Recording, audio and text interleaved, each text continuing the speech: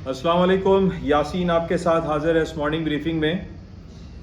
आज इस हफ्ते का लास्ट वर्किंग डे है, फ्राइडे है। डेट आज हो गई है 21 जनवरी 2022। 3-4 दिन आपसे मुलाकात का सिलसिला थोड़ा मुनक़ता रहा, कुछ तबीयत नासाजी का शिकार रहा। कराची में ज़ाहिर है जब मौसम की तब्दीली होती है तो इसमें नज़ला और खांसी एक बड़ा कॉमन सा जो है वो मर्ज़ है, लोगों में आम हो जाता है और लोगों खौफज़दा भी हो जाते हैं, क्योंकि आजकल जो ओमिक्रॉन और कोरोना वायरस का जो सिलसिला है, और अल्लाह का शुक्र है कि ऐसी कैफियत नहीं रही। लेकिन बहरहाल आप लोगों से मुलाकात नहीं हो रही और बहुत सारी बातें जो आप लोगों से करनी थी वो मुझे आज करनी है। और पिछले 4-5 दिनों से बहुत सारी इंपॉर्टेंट ख़बरें थीं जो कि पाइल अप होती चली गईं और आप लोगों से शेयर नहीं हो सकी। और हम ये देख रहे हैं कि पिछले 3-4 दिनों से अमेरिका की स्टॉक मार्केटें जो हैं वो बड़े डाउनफॉल का शिकार होती चली जा रही हैं। क्रूड ऑयल की प्राइसेस मल्टी ईयर्स के हाईएस्ट लेवल पर खड़ी हुई हैं। तेल की कीमतें ऊपर यानी, और इसके साथ ही जो सोने की कीमतें हैं वो भी 1845-1850 के लगभग आ चुकी हैं।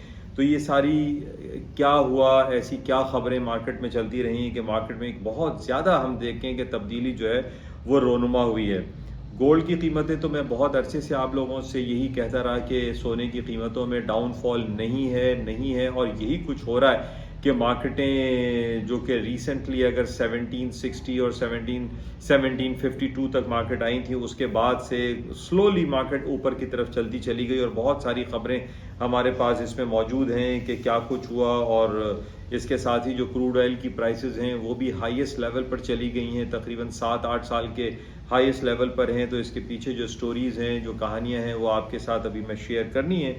और जो मेरा प्लेटफॉर्म है यानी yasinanalysis.com पर, उस पर हम तफसीलात के साथ इन तमाम हालात और वाक़यात का जायज़ा लेते हैं और ये देखते हैं कि आइंदा क्या कुछ होने वाला है। अगले हफ्ते हमारे पास अमेरिका की FOMC की मीटिंग भी आने वाली है, उसमें क्या कुछ हो सकता है। अमेरिका क्या अपने इंटरेस्ट रेट बढ़ाने की तरफ जाएगा या नहीं जाएगा, या यूक्रेन के हवाले से क्या सूरत हाल अमेरिका और रूस के दरमियान हो रही है। यूरोपियन कंट्रीज़ जो है वो बहुत ज़्यादा रूस के ख़िलाफ़ होती चली जा रही है। नेटो जो कंट्रीज़ हैं वो अगेंस्ट हो रहे हैं, अमेरिका रूस के ख़िलाफ़ हो रहा है।